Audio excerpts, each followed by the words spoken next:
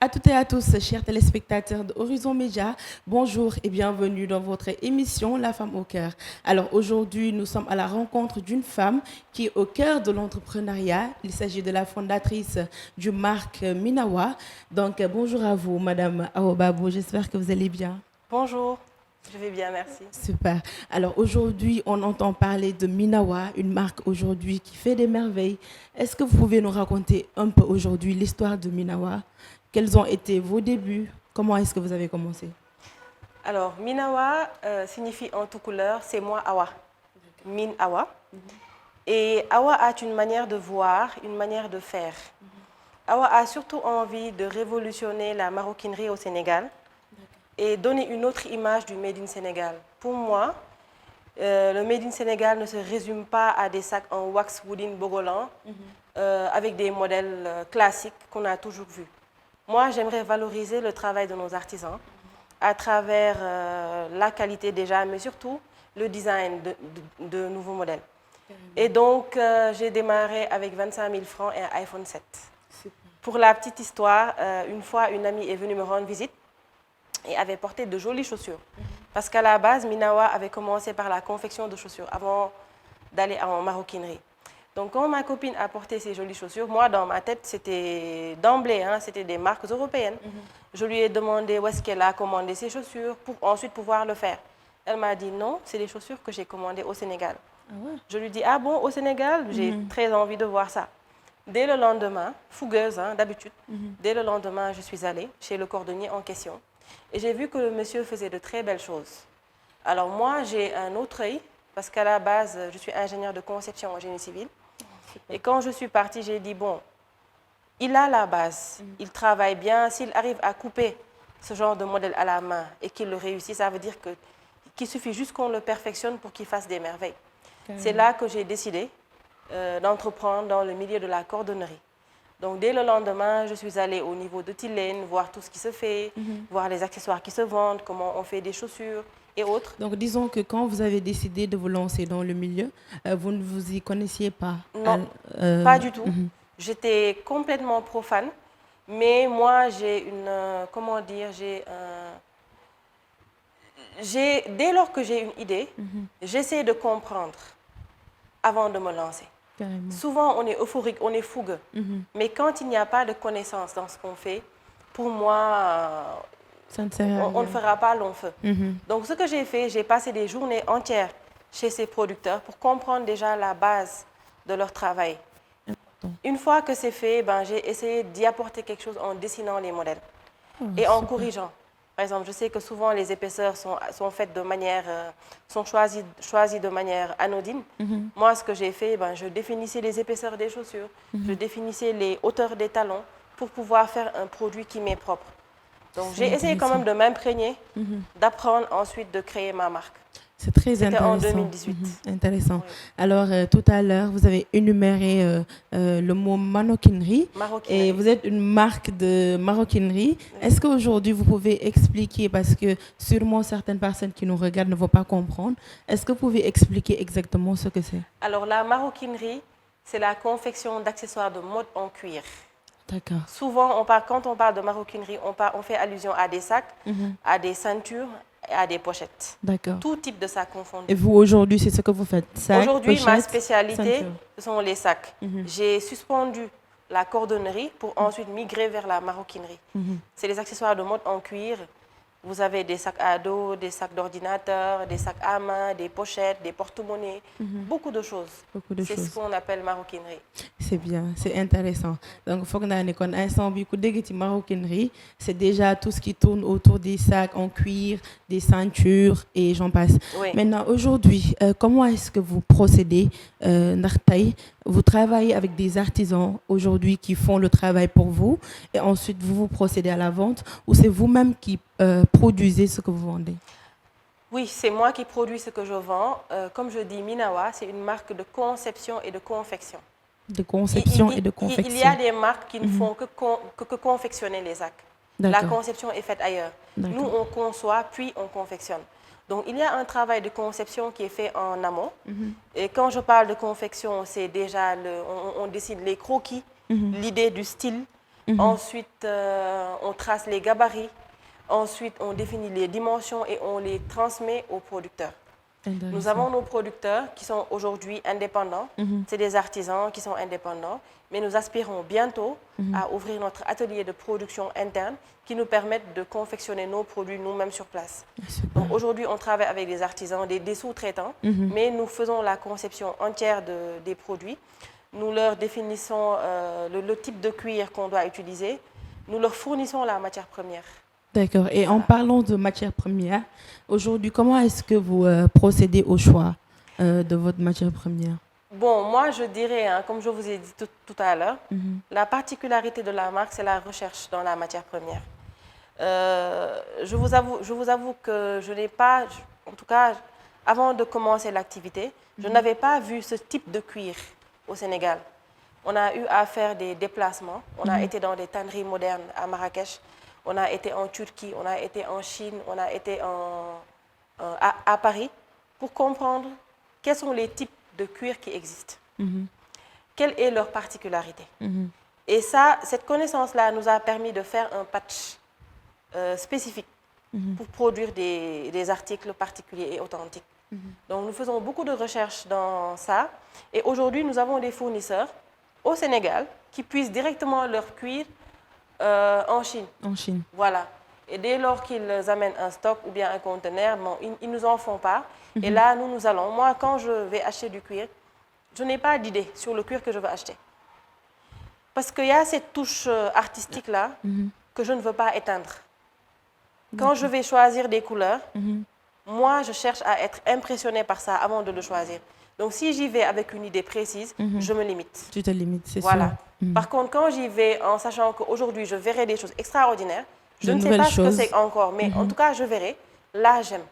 Parce que je voudrais aussi, Min Awa aussi, c'est une manière d'être, c'est-à-dire que je suis très spontanée en achat de matière. Et c'est cette spontanéité-là qui fait de la marque une marque assez spéciale. Original, disons. Spéciale. Et même si là où je voudrais en venir, aujourd'hui, qu'est-ce qui fait votre particularité? Parce qu'on sait qu'il y a plusieurs personnes aujourd'hui qui sont dans le maroquinerie. Donc, qu'est-ce qui vous différencie des autres? Ce qui nous différencie, c'est deux choses. La recherche dans la matière et le design.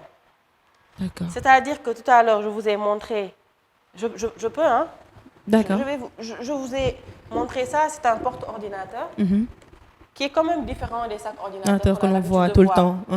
Je design ce sac de telle sorte que quand on le porte, qu'on se sente distingué et original. Donc, moi, j'aime sortir de l'ordinaire. Donc, je pense que ça, c'est une particularité, c'est un atout. Parce qu'aujourd'hui, quand on va exposer nos produits à l'étranger, les gens se disent « Waouh, c'est beau ». C'est beau. Waouh, c'est original. C'est ce waouh-là que je recherche en permanence. Je vous ai parlé également de notre toute dernière collection. Pour aboutir à cette forme, j'ai dû faire 50 croquis. C'est-à-dire 50 dessins de style. Je sais qu'à la base, je voulais une pochette. Qui ont été des essais, quoi, on peut dire. Des essais. C'est-à-dire que pour la fin de l'année, moi, c'est la nuit que je travaille. D'accord. La nuit à partir de 23h, pendant que tout le monde dort, je prends mon bic et je réfléchis. Je ne regarde pas sur Pinterest. Je ne copie pas. Ça, je peux le dire haut et fort. Même si j'ai envie c'est rare quand même. Même si j'ai envie de reproduire un sac, dès lors que je le vois ailleurs, je ne le fais pas. Je ne dis pas que j'ai créé cette forme, mais je sais que ce sac est une création de la marque. Tous ces détails ont été dessinés, calculés. Vous voyez, quand on ferme le sac, on a un alignement. Oui.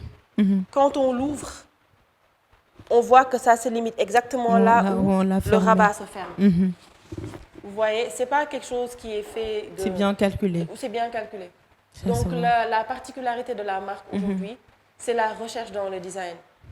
J'ai eu à faire des formations en design. J'en ai fait à Paris en début d'année. J'en ai fait aussi au Sénégal, justement pour apporter ce plus. Ce plus. Donc la recherche dans la matière première combinée à la recherche dans le design font qu'aujourd'hui, Min Awa, je pense avec beaucoup d'humilité, que Minawa fait quand même la différence par rapport à ce qu'on a l'habitude de voir. Oui. Ça, c'est sûr. Donc, aujourd'hui, vous êtes dans le milieu de la maroquinerie. Oui. Donc, comment est-ce que vous faites aujourd'hui pour surmonter les obstacles que vous rencontrez dans ce milieu-là? Moi, je pense qu'au-delà du fait qu'on fasse partie du milieu de la maroquinerie, le fait seulement d'entreprendre est difficile. C'est sûr. C'est très, très, très difficile. Et on fait face à des difficultés énormes. Dès lors, tout à l'heure, je vous ai dit qu'on a démarré avec 25 000 francs et un iPhone 7. On n'a jamais eu de financement.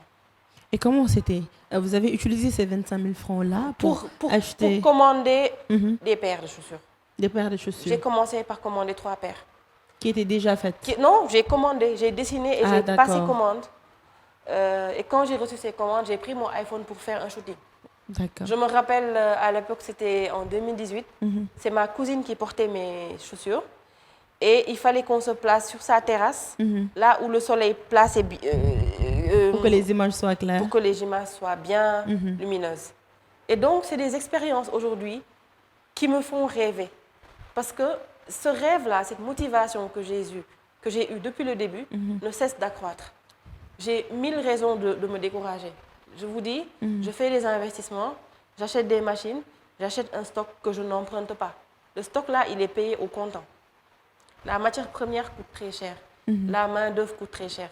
Aujourd'hui, pour pouvoir constituer un stock, il faut de l'argent pour acheter une matière première et de l'argent pour passer commande aux artisans. Et souvent, c'est des choses, c'est des ressources qu'on n'a pas. Moi, il m'arrive, parce que je suis toujours en activité, je travaille toujours, il m'arrive de prendre mon salaire en entier et de l'investir sur la marque. C'est l'entrepreneuriat. Sur l'entrepreneuriat. Mais je ne suis pas découragée parce que je sais que ça peut aller loin. Et je pense d'ailleurs que l'entrepreneuriat ne rime pas du tout avec le découragement. Parce que c'est un chemin quand même caillouteux. On rencontre plusieurs difficultés et on n'a pas le droit de se décourager. Plein d'obstacles. C'est-à-dire qu'un entrepreneur doit avoir des skills, des compétences. L'entrepreneur, je ne cesse de le dire, l'entrepreneur doit prendre le temps de nourrir sa motivation. Une motivation, on la nourrit quand on a une vision, quand on voit loin et quand on y croit. C'est sûr. C'est ça le moteur. C'est comme un véhicule. Sans carburant, le véhicule ne marche pas. Le carburant de l'entrepreneuriat, c'est la motivation. Et cette motivation, on la puise en soi. J'ai beau vous parler, si vous n'êtes pas motivé, vous ne réussirez jamais. J'ai beau inciter les jeunes à entreprendre, s'ils ne sont pas persévérants, ils ne vont jamais réussir. Ça, c'est sûr. Il arrive des fois de faire des ventes, d'avoir des recettes et de tout réinvestir. Encore. De trouver un local. Ce local-là, je le paye depuis 8 mois. Vous n'avez pas vu d'artisans. J'avais comme objectif de ramener des artisans en début d'année. J'ai acheté des machines, j'ai investi. Je n'ai rien. La solution alternative aujourd'hui pour moi, c'est de continuer à produire en sous-traitant. Mais je suis en train de tout faire. Pour trouver aujourd'hui les artisans avec qui travailler. Et vous savez, on fait face à des difficultés énormes. Nos artisans, je suis désolée de le dire, mais ils ne respectent pas les délais de livraison. Et moi, je donne des délais à mes clients. C'est un problème. Quand un client passe commande, j'ai 10 jours pour te fournir, pour te livrer ton sac. Les artisans ne respectent pas les délais de livraison. Souvent, on a un problème de qualité quant à la manufacture. C'est-à-dire que... Et aussi, on a un problème de qualité quant au niveau des accessoires. Les accessoires qui sont vendus ici au Sénégal ne sont pas de meilleure qualité. Vous voyez? Souvent, ce sac-là, j'ai fait de telle sorte qu'il n'y ait 0 accessoire. Parce que je ne veux pas de défaut. J'ai pas compris. Quand on parle d'accessoires, on parle de fermoir. D'accord. On parle de tournequin, on parle d'accroche, on parle de beaucoup de choses. C'est des accessoires qu'on achète ici au Sénégal. Maintenant, pour éviter les retours, moi, je crée parfois des sacs avec 0 accessoire. Ce sac-là, comme ça peut se voir comme la particularité, c'est la couture et le patch des matières. Vous ne voyez pas d'accessoires, vous ne voyez pas de fermoir ni rien. Vous voyez? C'est pour éviter justement les retours négatifs qu'on peut avoir de nos clients. Souvent, les clients ne le savent pas, mais on a un problème d'accessoires de qualité au Sénégal. Ça, c'est d'un. Par rapport à la main-d'œuvre également, les artisans peuvent ne pas être sérieux, peuvent ne pas le livrer à temps. Et la seule solution, selon moi, c'est de créer son propre atelier de production. Carrément. Et pour ça, il faut des moyens.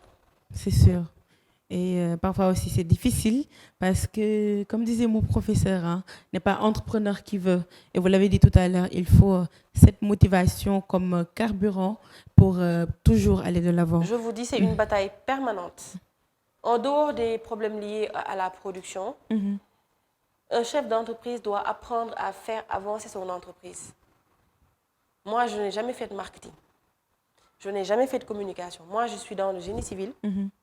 Et je me suis spécialisée en hydraulique. Donc, tout ce que je fais, c'est de la technique. C'est sûr. Pour comprendre comment tenir une organisation, il a fallu que je fasse un master en marketing. Mes camarades de promo me disaient à l'époque, mais toi, tu fais génie civil et tu te formes en marketing. Je dis oui. Ils n'avaient rien compris. Parce que je suis en train de créer quelque chose.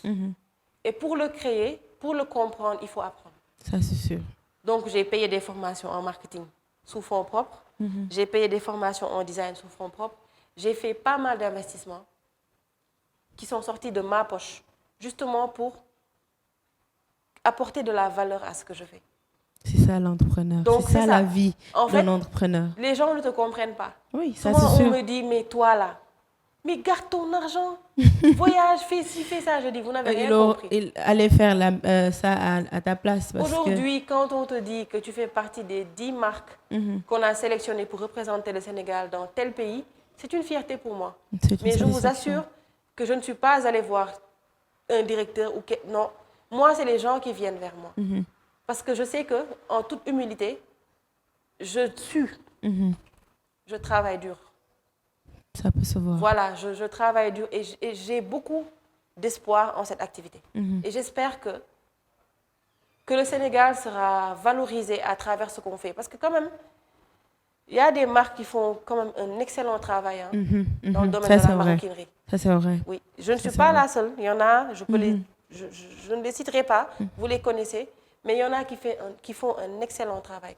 Et c'est quelque chose qui doit être valorisé. Carrément, carrément. Alors aujourd'hui, vous avez parlé tout à l'heure des problèmes que vous rencontrez dans le domaine de l'entrepreneuriat. Mais aujourd'hui aussi, vous avez une vie familiale. Comment est-ce que vous gérez votre carrière d'entrepreneur du moins, avec vos responsabilités familiales? C'est pas facile.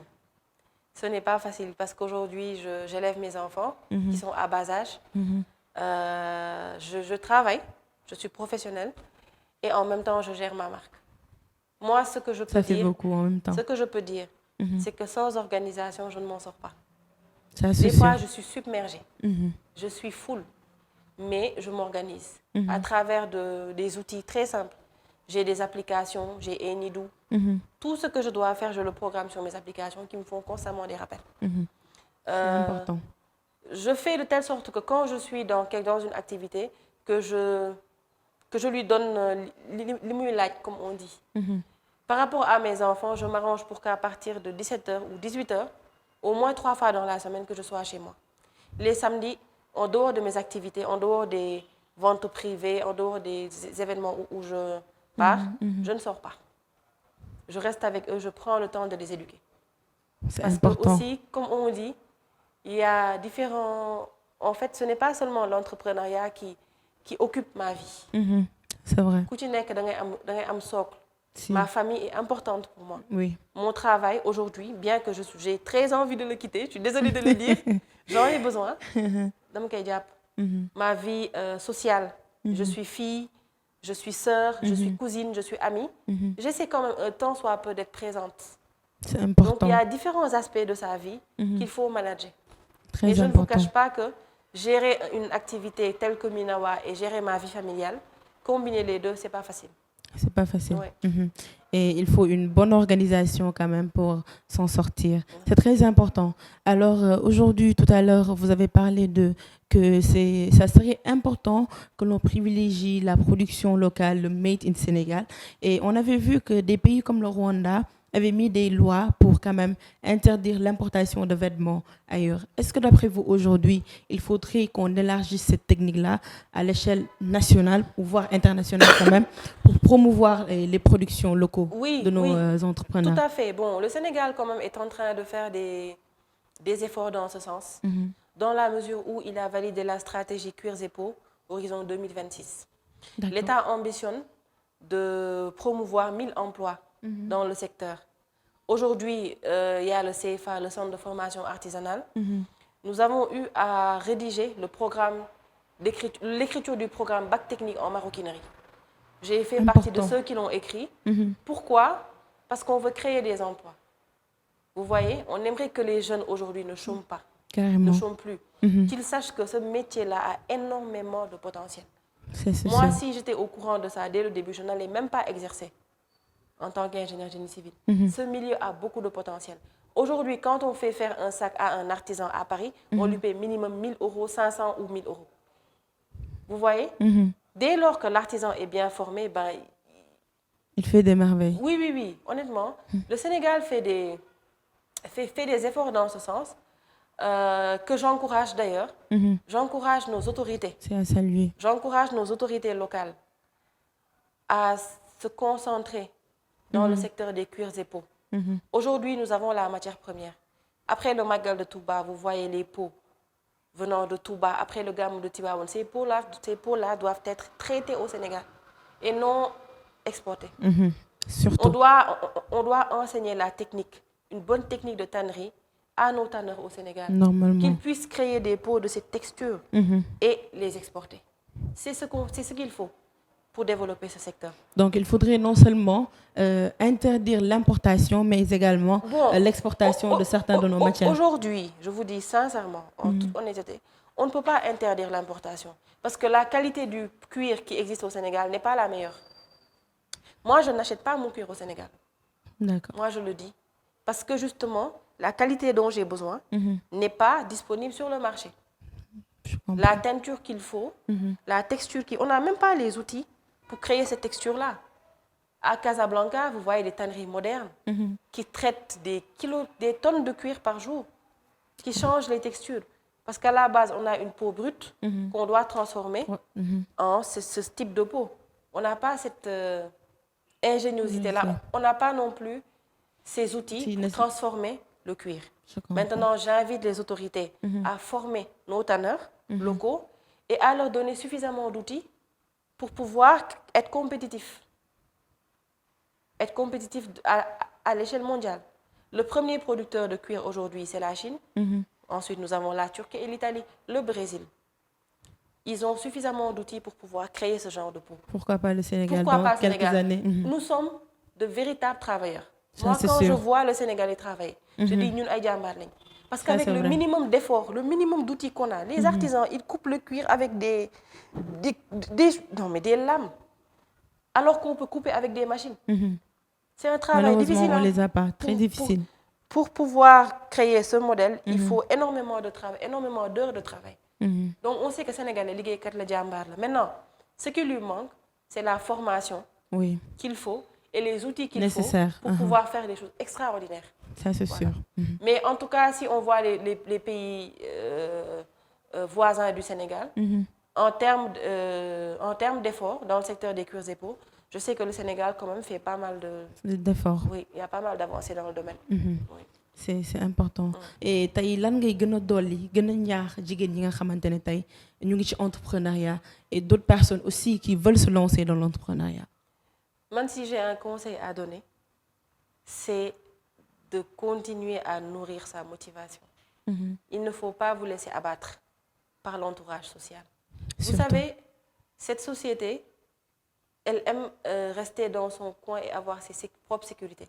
L'emploi est une sécurité, mais l'entrepreneuriat peut être aussi une sécurité. Quand aujourd'hui on sait qu'on crée des emplois, qu'on crée de la valeur, n'ayez pas peur de franchir ce cap. Dina un moment où vous mettez, un moment où vous n'avez pas le soutien de votre entourage, vous n'avez pas également les ressources financières qu'il faut, mais c'est quelque chose qui peut marcher.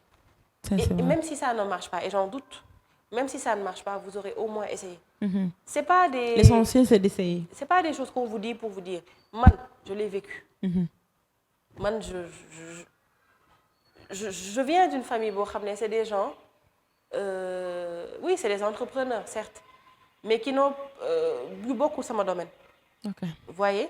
Donc, ni commencer de rien du tout. Changer complètement de domaine d'activité dans mon entourage. Moi, je suis dans le génie civil. J'aurais pu créer un cabinet en génie civil. J'ai dit non, je vais exerçais dans la maroquinerie xawma ci woon dara awma ku ma conseil awma ku ma jox maa ko utal sama bopp et si je vous dis que Awa l'a fait beaucoup d'autres peuvent le faire aussi. Très donc important. croyez en vous et puis des fois ça da nga ci dëgër bopp da nga koy gëm surtout ça. et puis aussi il faut pas nga toog il faut aller vers l'information. Très chercher important. del jóg di dem je pense que c'est en le faisant que Dieu vous ouvre les portes. C'est très important. Alors, croire en vous, ne pas surtout écouter l'entourage, du moins nous décourager. Donc, osez franchir ce cap-là et osez aussi croire en vos rêves, comme on le dit souvent. Donc, aujourd'hui, est-ce que vous êtes présent sur les réseaux sociaux pour, par exemple, des ventes en ligne ou encore, est-ce que vous pouvez nous rappeler votre adresse pour nous peut-être Donc, cette Minawa? À la base, Minawa est une boutique en ligne. On est présent sur Instagram, Facebook. Donc, sur Instagram surtout, vous tapez Minawa Sénégal. Et dès lors que vous avez vu un modèle qui vous plaît, envoyez-nous juste un message en DM. Sinon, on est disponible sur WhatsApp au 77 269 71 27. En tout cas, Yenoko Degendo, alors aujourd'hui, on était à la rencontre de Madame Awa Babou, la fondatrice de la marque Minawa, une passionnée carrément du Made in Sénégal. Et je pense que aujourd'hui, Sénégal, aujourd'hui, on allait travailler, importer tout le temps des autres pays. Donc, merci beaucoup de nous avoir suivis, chers téléspectateurs de Horizon Média, très prochainement, cette émission La Femme au cœur.